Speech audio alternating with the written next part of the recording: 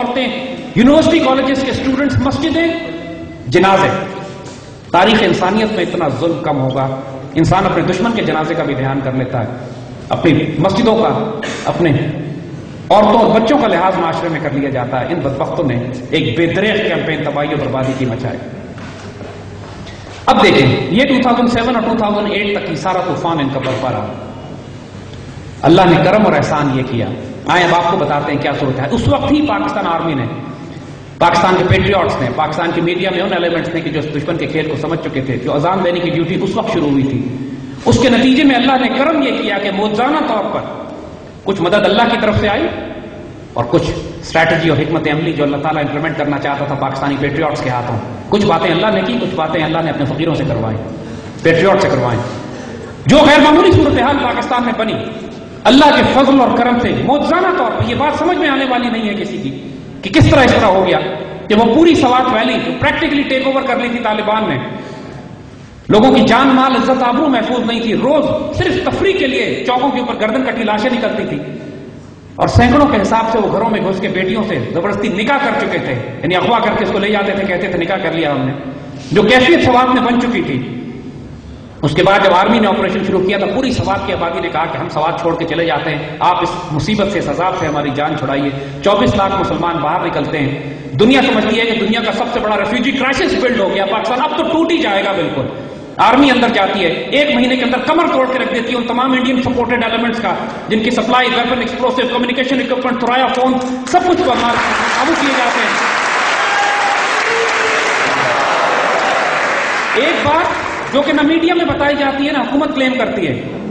حکومت سر توڑ کوشش کرنے کے باوجود عوامی نیشنل پارٹی کی حکومت نے صرف 2-2.5 لاکھ لوگوں کا دھیان کیا تھا. یہ 22 لاکھ لوگ جو فالتو تھے، اضافی نکلے تھے وہاں سے، ان کا دھیان کس نے کیا؟ فرنٹیئر کے غیرت مند لوگوں نے اپنے گھر کھول دیے، اپنی مسجدیں کھول دی، اپنے محلے کھول دیے، اپنے اسکول خالی کر دیے. تمام آبادی کو لوگوں نے سپورٹ کیا اور آج اللہ کے فضل سے وہ 24 لاکھ لوگ نکلے اور واپس بھی چلے گئے اور اب آج بھی ہو گئے اپنے علاقوں میں. 4 مہینے کے اندر آپریشن ہی مکمل ہو گیا اللہ کے فضل سے. امریکن سر پیٹ کے رہ گئے کہ یہ ہوا کیا ہے. یہی لوگ، اسی طرح کی ٹرین افغانستان میں، اسی طرح کے لوگ افغانستان میں تو علاقہ بھی خالی ہے، فوجی لوگ بھی اتنے زیادہ نہیں ہیں اور تمام تر سیٹلائٹ ٹیکنالوجی اور دنیا جہان کی جدید ہتھیاروں کے باوجود کسی ایک محاذ پر امریکن قابو نہیں پا رہا. یہ پاکستان آرمی نے 1 مہینے میں 2 مہینے میں سوات خالی کیسے کرا لیا ان سے؟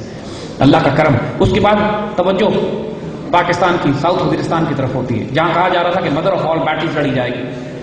طویل عرصے سے، کئی سالوں سے جب بیت اللہ محسود فساد برپا کر رہا تھا تو پاکستان امریکن ڈرون سے کہہ رہا تھا کہ بیت اللہ محسود کی لوکیشن یہ ہے. کئی دفعہ لوکیشن اس کو دی گئی کہ اس کو قتل کرو. امریکن اس پر حملے نہیں کرتے تھے، ان پر حملے کرتے تھے کہ جو افغان طالبان ہیں جو پاکستان سے جنگ نہیں کر رہے لیکن صرف امریکن سے جنگ کرتے ہیں. ملا عمر کا گروپ ہے، جلال الدین حقانی کا گروپ ہے، گلبدین حکمتیار کا گروپ ہے. اس ٹرائبل ایریاز میں درجنوں گروپ کھل گئے. اس وقت کسی کو نہیں معلوم ہے کہ انڈینز کس کو سپورٹ کر رہے ہیں، CIA کس کو تیار کر رہی ہے، موساد کس کے پیچھے.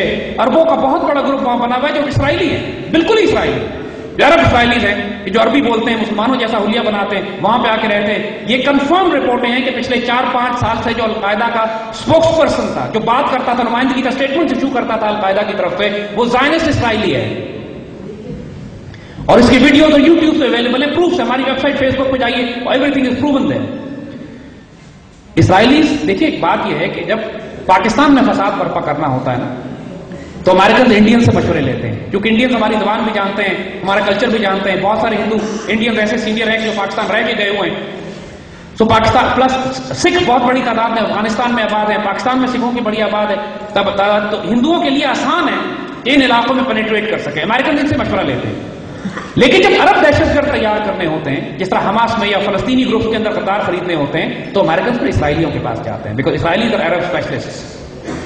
پچھلے دنوں ایک تصویر بھی ہم نے ویب سائٹ پہ چلائی تھی کہ جس میں حماس کی ایک پریڈ دکھائی گئی. حماس کو جو کشمیری مجاہدین گروپ ہے اس کی پریڈ دکھائی، اور حماس والے جو سولجرز پریڈ کرتے ہیں وہ کالا ماسک لگا کے اور ہاتھ میں کلاشنکوف لے کر اللہ اکبر لکھا ہوتا ہے. اس کے بعد ایک پورا دستہ ان کا پریڈ کر رہا تھا. تو اس میں ایک شخص کی شرٹ کا کالر کھل گیا اور تصویر کھنچ گئی، اور وہ جو تصویر کھینچی اس میں صاف نظر آ رہا تھا کہ وہ حماس کے اس مجاہد نے اسٹار آف ڈیوڈ پہنا ہوا تھا. He was a Jew. وہ اسرائیلی یہودی تھی. So this is how they penetrate within the Muslim groups. تو یہ جو آپ کو ٹرائبل ایریاز میں پاکستان کے ایمن الظواہری کا گروپ نظر آتا ہے، ابو یزید کا گروپ نظر آتا ہے، یہ جس کے ساتھ اسامہ بھی اٹیچ ہوا ہے، وہ کہ اسامہ کی آئیڈیالوجی تکفیری نہیں تھی لیکن وہ پھنسا ہوا ہے ان لوگوں کے ساتھ، اس کو ہائی جیک کر لیا اس سارے گروپ نے. یہ سارے اسرائیلی گروپس ہیں.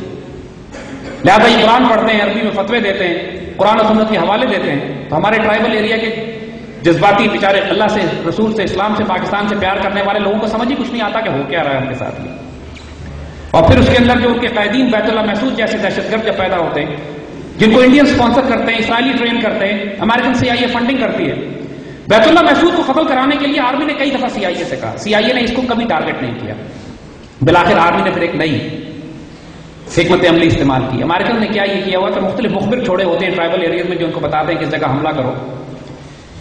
ان میں سے ایک مخبر، ہم بہت زیادہ تفصیل یا نہیں بتائیں گے، ان میں سے ایک مخبر کو یہ کہہ دیا گیا کہ تم بیت اللہ محسود کا گھر بتا دو امریکنز کو، یہ کہہ کر کہ یہاں پر مجاہدین، افغان مجاہدین رہتے ہیں.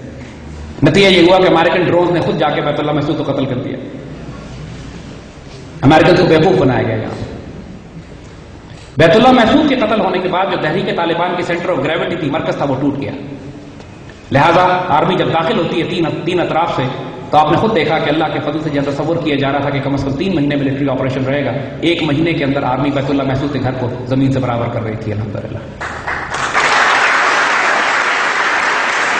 یہاں بھی جو غیرت مند محسود قبیلہ ہے ہمارا، پاکستان کی آہنی تلوار، اس قبیلے والوں نے آرمی سے کہا، پاکستان کی قوم سے کہا کہ آپ ان کی صفائی کریں، ہم باہر نکل آتے ہیں. ڈیرہ اسماعیل خان میں اس وقت یہ لوگ آباد ہیں. ونٹرز گزرنے کے بعد ان کو واپس سیٹل کر دیا جائے گا. الحمدللہ بہت بڑا فتنہ، اس کی جڑ کاٹ دی گئی ہے. ٹرائبل کئی 100 ٹرک اسلحے کے جو افغانستان سے آئے تھے پکڑے گئے، ایکسپلوسیوز، بارود، گولہ بارود، یہ سارا پکڑا گیا. کمانڈ کنٹرول سینٹر ان کی سوا کر دیے گئے.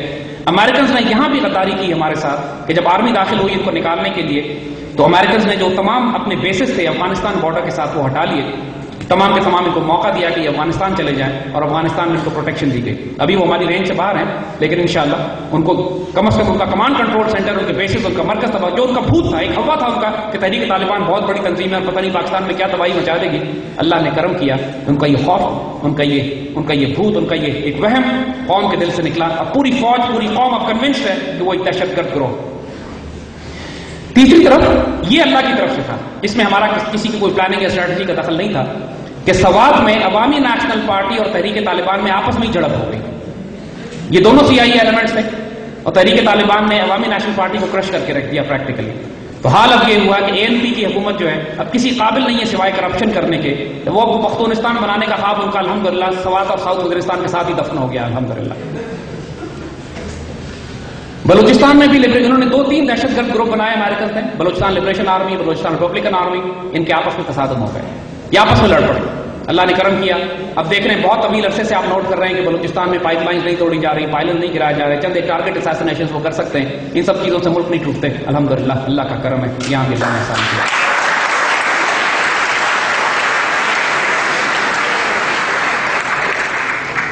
یہ جو کراچی میں فسادات ہوئے ہیں یہ ایکسپیکٹڈ تھے، کیونکہ ہمیں یہ بات معلوم تھی کہ یہ تیسرا ایکسس ان کا کراچی ہو. سوات ایک تھا، وزیرستان دوسرا تھا. پورے پاکستان میں دہشت گردی کی کیمپین کرتے رہے. جب جگہ جگہ ان کے ایلیمنٹس کو مار پڑ رہی ہے تو اب آخری ایکسس ان کا کراچی تھا. اور یہ بات ہمیں کہنے کی ضرورت نہیں ہے کہ کراچی کے ان فسادات میں کون انوالو تھا. 5000 دکانیں جلائی جاتی ہیں، کئی 100 گاڑیاں تباہ کی جاتی ہے، ویڈیو فوٹیج اویلیبل ہے. اس پورے دن کے فساد میں ایک آدمی گرفتار نہیں کیا جاتا. یہ جو لندن سے بیٹھ کے تقریریں کرتے ہیں اور یہ کہتے ہیں کہ تاریخ کی سب سے بڑی غلطی پاکستان کا بننا ہے،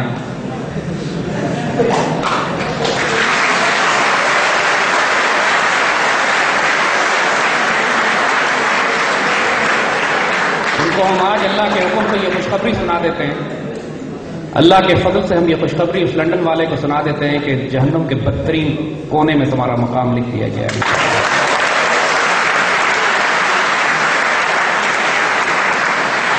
اور ہم صرف یہ دیکھیں گے کہ اللہ تم کو ہمارے ہاتھوں رسوا کرتا ہے یا خود تمہارا اپنا حساب کتاب برابر کرتا ہے. تمہارے نصیب میں ذلت ہے، دنیا میں بھی اور آخرت میں بھی انشاءاللہ.